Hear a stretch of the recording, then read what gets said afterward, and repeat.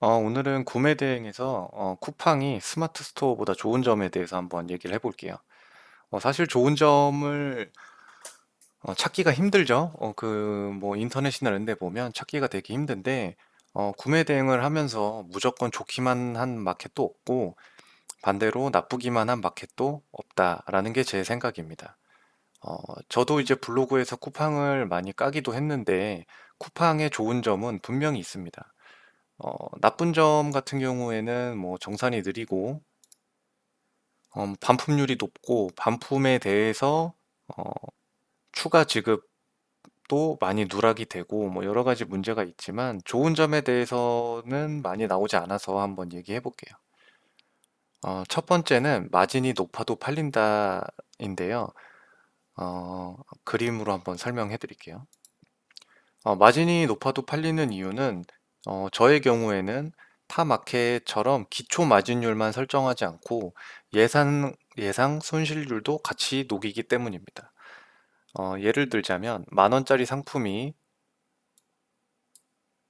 제반 비용 다 빼고 만 원이라는 상품이 제가 가져오는데 만 원의 어, 가격이 소모되고 여기서 내가 그냥 수수료 빼고 단순하게 10%를 마진을 남기겠다 했을 때 스마트 스토어나 기타 마켓, 그러니까 리스크가 적은 마켓일수록 10% 고유 마진 11,000원에 올리게 되는데 쿠팡 같은 경우에는 반품률도 높고 여러 가지 제약이 있기 때문에 여기서 손실률에 대해서 한번 더 녹이죠. 예를 들어서 10개 중에 1개가 반품이 들어오고 이 반품에 대해서는 손실을 볼 확률이 높다라고 생각을 했을 때 10개 중에 하나니까 대충 한 10%를 매기는 거죠. 10%를 먹이게 되면은 처음부터 20%를 먹인다고 가정을 했을 때 12,000원의 상품이 올라가게 되는 거겠죠. 수수료는 제외하고요. 그렇게 되니까 어, 내가 스마트 스토어에 올릴 때는 11,000원에 올리지만 쿠팡에 올릴 때는 12,000원에 올린다. 이 얘기는 반대로 1번은 거의 비슷하지만 2번은 다르다는 거죠. 2번 같은 경우에는 브랜드냐, 브랜드가 아니냐, 또는 반품률이 높은 거냐, 또는 반품률이 낮냐, 반품을 받았을 때 재사용이 가능하냐, 재사용이 불가능하냐, 이런 거에 따라서 손실률이 서로 다 다르기 때문에 이 2번 손실률에 대해서는 개인마다, 셀러마다 차이가 다르죠. 그러니까 어떻게 보면 쿠팡에서는 고정 마진이라기보다는 셀러들마다 좀 다르죠. 그러니까 마진이 다르기 때문에 같은 상품이어도 어, 내가 예를 들어서 스마트 스토어에서는 같은 가격대였는데 100원까지 똑같았는데 쿠팡에 올릴 때는 서로 가격을 다르게 올릴 수가 있다는 거죠. 반대로 얘기하면 내가 손실을 좀 더 보수적으로 잡겠다 그러면은 올라가는 거고 내가 어느 정도 리스크를 감당하겠다 하면은 상대적으로 스마트 스토어의 가격 비교보다 쿠팡의 아이템 이너를 먹을 수 있는 확률이 더 높아지겠죠. 두 번째는 이 상품 뺏기는 게 적다는 걸 얘기하고 싶은데요. 상품을 뺏고 또는 훔치고 이런 것들이 스마트 스토어는 사실 엄청 빈번하게 저는 느끼고 있거든요. 스마트 스토어 같은 경우에는 개인 마켓이 있기 때문에 스토어 개념이기 때문에 A라는 사람이 물건을 잘 판다. 그러면 조금 극단적으로 얘기해서 그 셀러의 스마트 스토어를 즐겨찾기 해놓고 그 사람이 팔리는 것을 계속 따라잡는 사람들도 있거든요. 계속 똑같이 올리고 상품을 베껴가는 거죠. 근데 이 쿠팡은 개인 스토어의 개념이 없기 때문에 이 사람을 추적하기도 힘들고 이 사람이 어떤 상품을 올렸는지도 사실상 좀 알기 힘들죠, 상대적으로.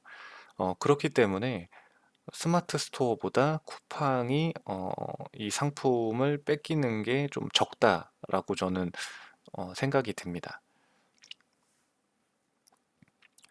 그리고 네이버의 세 번째는 네이버에는 가격 비교가 있고 스마트 스토어에는 다시 쿠팡에는 아이템 위너가 있는데 스마트 스토어는 제 느낌에는 조금 더 상품명에 중점을 두고 가격 비교 매칭을 하는 것 같고 쿠팡의 경우에는 상대적으로 사진을 기반으로 많이 묶는다라는 걸 좀 저는 개인적으로 느끼고 있거든요. 그렇기 때문에 음, 네이버에서는 내가 가격을 비싸게 올려서 다른 사람의 상품과 가격 비교가 묶였을 때 내가 가격 경쟁력이 없기 때문에 가격 비교에서 뒤로 밀리더라도 쿠팡에는 똑같이 올렸는데 내 상품이 별도로 튀어져 나와 있는 현상들이 되게 많아요. 그 예를 한번 지금 들어볼게요. 지금 쿠팡에다가 그냥 나이키 배낭을 쳤는데 지금 여기만 봐도 지금 이 두 번째, 세 번째인데 이 앞에 거 빼고 이 2위라고 돼 있는 이 나이키 남녀 공용 브라질리아 9.5 백팩 여기 1번 있죠. 근데 이 상품을 조금만 내리다 보면 지금 요것도 똑같은 거거든요, 지금. 요것도 지금 거의 비슷한 건데, 같은 거 같은데, 제가 보기에는. 이 처음에 나왔던 거와 이 두 번째 보이는 이 8이라고 적혀 있는 이 상품과 똑같은 상품인데 이 상품은 별도로 튀어나와 있죠. 물론 이 상품은 헤어밴드를 추가로 넣었기 때문에 별도로 나와 있는 거다라고 할 수도 있지만 제가 느끼기에는 상품 썸네일 사진이 다르면 튀어나올 확률이 높더라고요. 조금만 더 내려볼게요. 좀 더 내리면 지금 요거 보이시죠? 요 상품 나이키 책가방 요것도 지금 똑같은 상품인데 튀어나와 있죠. 따로 나와 있죠. 이게 네이버 같은 경우에는 지금 이 상품과 이 상품과 이 상품이 같이 묶일 확률이 되게 높은데 쿠팡 같은 경우에는 아이템 위너가 안 좋지만 반대로 얘기하면 네이버와 다른 알고리즘으로 돌아가기 때문에 네이버에서는 내가 경쟁력이 없던 것들이 쿠팡에서는 경쟁력이 있게 되는 현상들이 좀 있더라고요. 가격도 좀 45,000원, 65,000원, 42,000원. 근데 지금 42,800원인데 오히려 49,500원짜리가 더 잘 팔리고 있죠. 그러니까 무조건 가격이 답은 아니다라고 저는 쿠팡을 하면서 좀 느꼈어요. 지금 요 상품 좀 더 한번 내려볼까요? 좀 더 내리면 지금 이 상품도 똑같은 거로 저는 보이거든요. 요 상품도 지금 같은 거라고 보이고 9.5. 그리고 좀 더 내리니까 이 상품 또 있죠. 52,900원. 52,900원인데 지금 리뷰가 14개나 달렸죠. 그리고 지금 한 페이지에서만 1페이지에서만 똑같은 상품이 지금 4개에서 5개 이렇게 검색이 되는데 이것만 봐도 어, 쿠팡이 네이버보다 좋은 점 분명히 있다. 그렇게 말씀드리고 싶네요. 이 다른 상품들의 공통점을 보면 사진들이 다 달라요. 기본적으로. 그러니까 어, 상품명이 좀 비슷하더라도 사진이 다르면 쿠팡은 어, 별개로 나눠질 가능성이 좀 높다. 이렇게 볼 수 있겠네요. 그리고 마지막으로 네 번째죠. 네 번째입니다.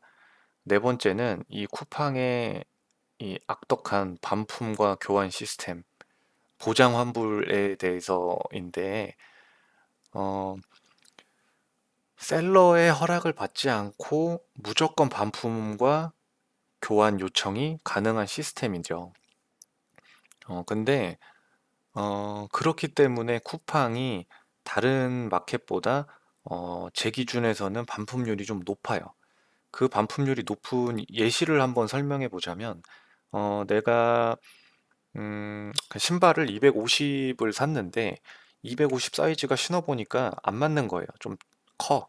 커가 크니까 이제 네이버 같은 경우에는 이 셀러가 설정한 반품 배송비를 무조건 지불해야만 이게 반품이 승인이 되기 때문에 반품 그 배송료를 받는데 너무 비싼 거예요. 예를 들어서 뭐 5만 원인데 상품가가 5만 원인데 배송료가 5만 원이면 그냥 내가 쓰는 게 낫겠죠. 또는 누구를 주거나.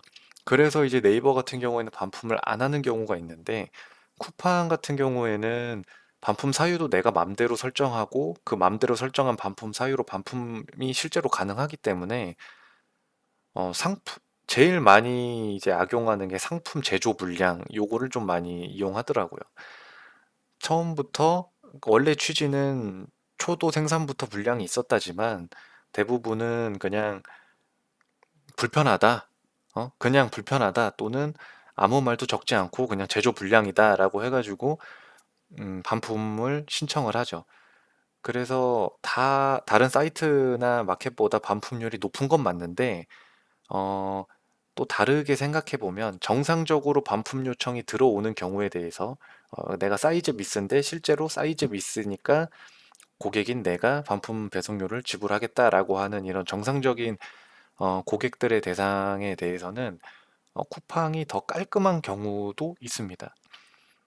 왜냐하면 어, 저 같은 경우는 자동 회수를 해놓기 때문에 반품 접수를 고객이 신청을 하면 자동으로 반품 접수가 되고 자동으로 수거가 되고 저한테 이제 오기 때문에 제가 받고 나서 그냥 반품 입고 완료, 반품 승인을 누르게 되면 그냥 설정된 반품 배송비가 자동으로 이제 들어오는 거죠. 그리고 뭐 부정한 사유로 반품이 들어오더라도 쿠팡에다가 보송 요청을 하면 되기 때문에 어떻게 보면 고객과 접점이 거의 없다고 볼 수 있죠. 근데 반대로 이제 네이버 같은 경우에는 어, 반품을 받고 나서 입고를 하고 그다음에 이 반품 배송비에 대해서 이제 고객과 한 번 더 얘기를 해야 돼요. 기본적으로는 뭐 판매자에게 직접 송금 이렇게 되어 있기 때문에 그거를 송금해 달라고 요청을 하거나 또는 그 상품 그 환불비에서 차감 방식으로 해달라에 대해서 또 이제 고객과 얘기를 해야 되는데 대부분 그냥 환불금에서 차감해 주세요 이렇게 얘기를 많이 하지만 그거를 제가 알기로는 셀러가 선택을 못 하기 때문에 고객이 이제 환불금 차감으로 눌러줘야 되는데 환불금 차감으로 선택도 안 하고 그렇다고 뭐 판매자에게 직접 송금하는 이 방식도 안 하고 그러면 그냥 반품이 계속 남아 있거든요. 그래서 어떻게 보면은 네이버보다는 쿠팡이 고객과의 접점이 더 없다라고 할 수도 있겠습니다. 네, 오늘은 여기까지만 하겠습니다.